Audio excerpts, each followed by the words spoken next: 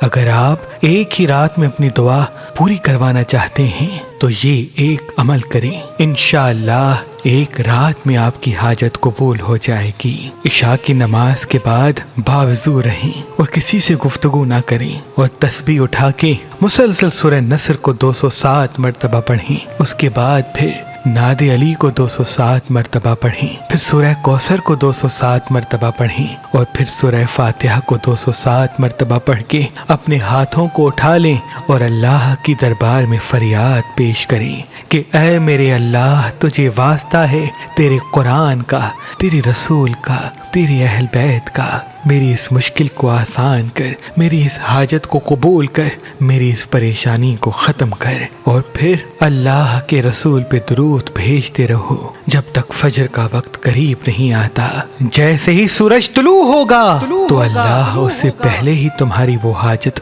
قبول کر دے گا، کیونکہ جو بھی انسان یہ عمل کرتا ہے تو آس پاس کے تمام فرشتے اس کی طرف متوجہ ہوتے ہیں اور اللہ کی غیبی امداد کے ساتھ اس کی نصرت کرتے ہیں، اور یوں وہ انسان ایک ہی رات میں اپنی حاجت قبول کرواتا ہے۔